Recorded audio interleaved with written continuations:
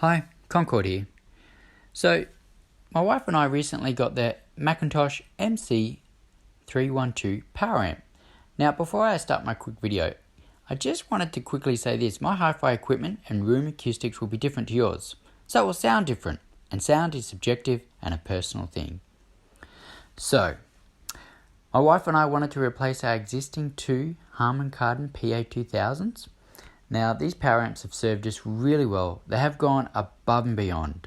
Compared to other amps that have released now, they do lack the detail and the sound stage.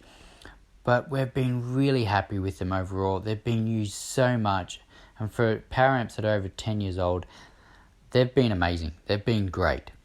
So we had our eyes and ears on the McIntosh MC312 Power Amp. Now, this was going to be used strictly just for stereo, for listening to our music and records. So we ordered this amp without actually hearing it. Yes, a risk. However, we were quite confident as we knew what to expect in regards to McIntosh. And we already owned a McIntosh Pre, the MX134. Now, this 134, it was quite a special find. It was never used. It got put away in the HiFi store, and when we purchased it, it still had the price tag on it. Now, the 134 was released over 10 years ago, and in Australian dollars, it would have gone for 13 to 14,000. And you know what? It's beautifully built. Now, I've taken the cover off here. I don't recommend taking the cover off. It would probably most likely void the warranty, but this unit's over 10 years old, and it's brand new because they put it away, they didn't sell it, and it got forgotten, and they said, look, for stereo, this will still sound great. So we had the Harman Kardons hooked up to the 134. They're just not doing it anymore. So we have the MC312. This is what it's getting hooked up to, the 134. So we got the call that the unit had arrived, and what a unit. It's a big box and packed very well. So credit to McIntosh for their packing. And as you can see here, it's packed really well.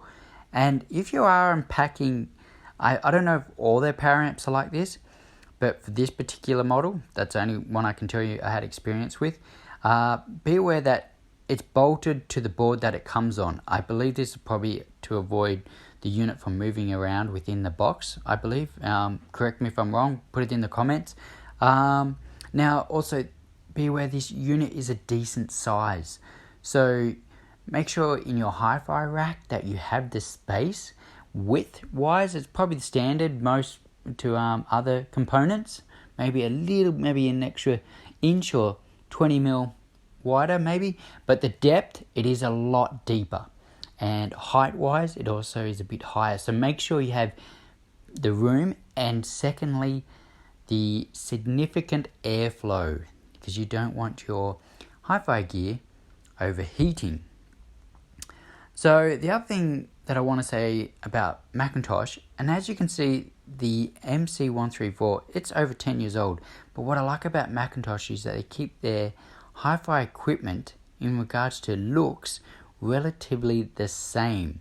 So as I mentioned before, if you have an old McIntosh gear, the newer models will still blend in, and I like that they do change things, but they still keep that uniformity there with the colors, so it'll blend in, which is great.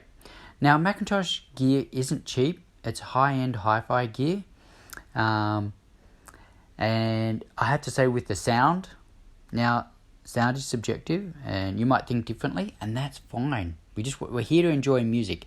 But my experience, that compared to my Harman Kardons, the difference was night and day.